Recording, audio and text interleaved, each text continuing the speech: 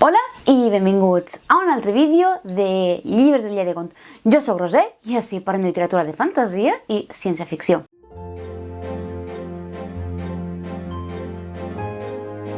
Bueno, de fet, avui no parlarem justament ni de fantasia ni de ciència-ficció, sinó que parlarem de la preferida del canal. Sí, correcte, venim a parlar d'Úrsula K. Le Guin. És bàsicament l'excusa amb la qual hem creat aquest canal i per tant també tant en tant parle de llibres seus que no tenen res a veure amb fantasia i ciència-ficció, com per exemple, com us vaig parlar de Malafrena, un llibre meravellós.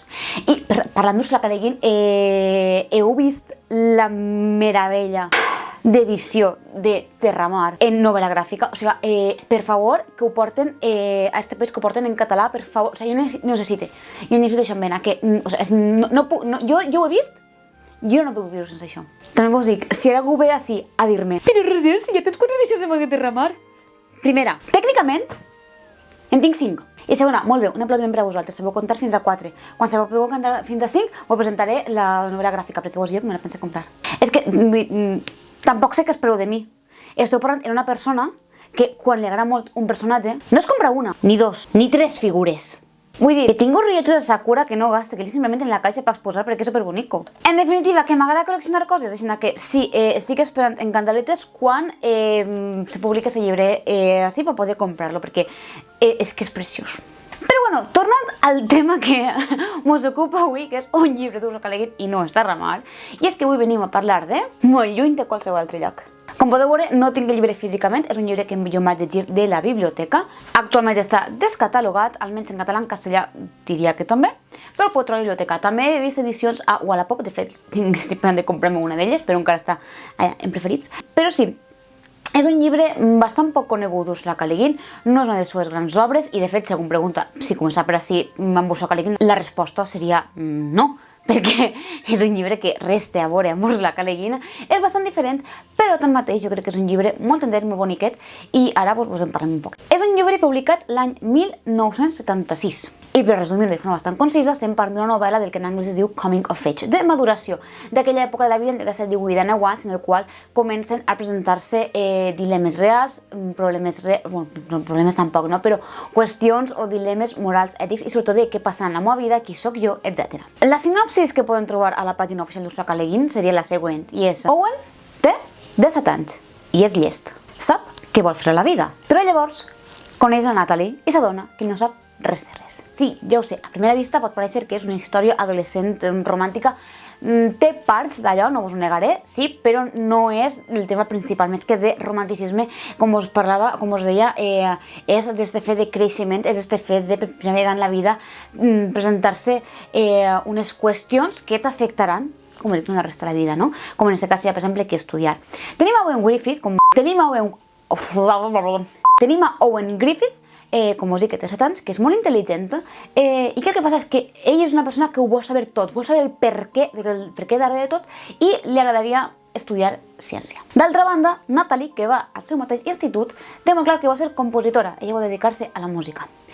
En ambdós casos, són dues persones que encaixen al seu grup d'amics, però al mateix temps senten que no encaixen, i estan fingint ser, li direm normals per fer-ho fàcil, no? Però la qüestió és que, per exemple, a Owen, com vos dic, és que li apassiona el conèixer aquell perquè de tot, és per això que vol estudiar la ciència, i és una passió molt gran, però sent que tots els sentiments no tenen res a veure amb com els seus amics s'entenen o valoren la vida, i per tant sent que no pot realment parlar amb ells i expressar-se com és ell realment, i també li passa això amb la família, que a més no saben què és el que vol estudiar i té la sensació que si tira pel camí del que vol estudiar anirà en compte de la que la seva família vol i a més anirà com va contracorrent la societat, perquè com us dic que la seva passió és molt gran.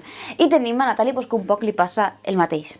Llavors ens trobem amb una amistat que es crea a partir d'aquest sentiment de no pertanyença a la societat tal com s'espera, en la qual, sobretot ell, perquè ella de fet ja ha arribat a la conclusió de què és el que vol fer, sap que vol ser comportada, sap que això va en contra del que s'espera d'ella en molts sentits, sap que no acaba d'encaixar, però té molt clar que és el que vol, mentre que Owen és quan la coneix ella, quan comença a donar-se tot allò, i llavors és un creixement, sobretot per part d'ell, com us dic, cap a prendre aquesta decisió de seguir el camí marcat, seguir allò que s'espera d'ell o trencar en tot, fer el que realment vol i assumir-ne les conseqüències que allò tindrà. Es parla de la constància i l'esforç per allò que volem aconseguir. També es parla de tenir un sistema de suport, perquè estem parlant al cap i a la fi de dos adolescents amb famílies sense problemes econòmics i que al final, al cap i a la fi, per molt que ells se senten que no pertanyen, sí que tenen un sistema de suport, que tenen una xarxa allà al voltant, no? I un poc reflexionar al voltant d'aquestes xarxes de suport també. Es parla, òbviament, dels reptes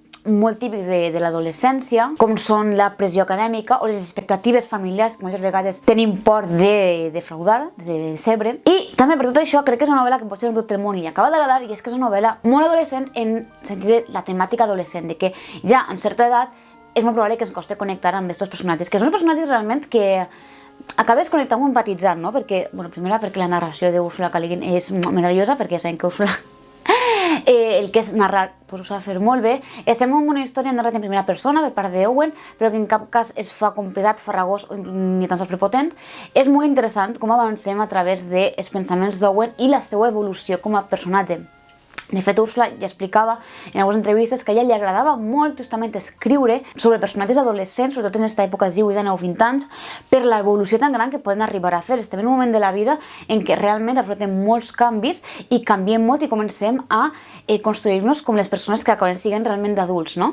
I per tant, a ella li donava molt més joc i molta més flexibilitat a l'hora de buscar, indagar, qüestionar-se, no? Amb aquests personatges que no amb una personatge ja adulta, amb uns principis, amb una personalitat ja desenvolupada i concreta, no? I això, per això veiem una història amb aquests adolescents, per això veiem també, com us dic, estos temes també d'introspecció, de conèixer-se i d'adonar-se en quina persona s'estan convertint. A mi personalment em va agradar, vaig gaudir, que ja us dic, a mi m'agrada molt la forma com té Úrsula de narrar, no? La història, no vos marcarà com potser vos marca La màscara de la foscor o Els esposseïts, per ficar-vos els exemples molt coneguts d'ella, però sí que és una història curta, realment, boniqueta, tendreta, deixes que t'escalfen un poquet el cor, i que a mi, com us dic, personalment, a mi m'agrada, la vaig gaudir. Entonces, si teniu ganes d'una lectura més lleugera per a passar el rato i per a conèixer un poc més del món literari d'Úrsula, jo vos la recomano. A més, us dic que menys teques no tenim fantasia, però de fet, una cosa que a mi m'agrada moltíssim és que Owen, el protagonista, porta molts anys creant en la seva ment un món paral·lel molt paregut a Nàrnia, amb tota la seva màgia i amb tots els personatges amb quals se refugia, entre cometes, per a poder aïllar-se d'aquell món en el qual sent que no pertany. I això m'ha agradat molt i m'ha paregut també com un toc molt bonic, sobretot aquell país que més li ho acabo explicant també a Natalie. I aquesta part a mi també, personalment, em va agradar moltíssim. No sé si el coneixeu, a mi no sé què em sona que això jo vaig parlar un dia en Sergi dels Book Hunters, no sé ni en quin context ni quan ni on, que sí que se va dir i no li va apassionar, cosa que ja vos dic, ho puc entendre, al final és una novel·la sense moltes pretensions i que si vas buscant una novel·la, com vos dic, a l'estil de les grans novel·les d'Úrsula K. Le Guin, és probable que vos deceba, però si aneu buscant una novel·leta, com vos dic, que vos escalfa el coreta, que siga bé, un tendreta, de veure un poc tal, doncs està molt bé perquè la qualitat literària està allà. Si no la coneixeu, vos haurà de bastant l'atenció com per a voler llegir-vos, encara que siga, jo que sé, en estiu un ratet allà en la platja en un momentet o no. Llavors, està descatalogada, però a la biblioteca la podeu trobar fàcilment, i no vaig tenir cap problema. Buscaré també si està en castellà, per si algú li interessa llegir-la en castellà, allà vos deixaré també. I res, ja sabeu que si vos agrada el vídeo, doneu-li m'agrada, subscriviu-vos al canal, vos deixo també les xarxes socials per si em voleu seguir, i res, fins a la pròxima! Adeu!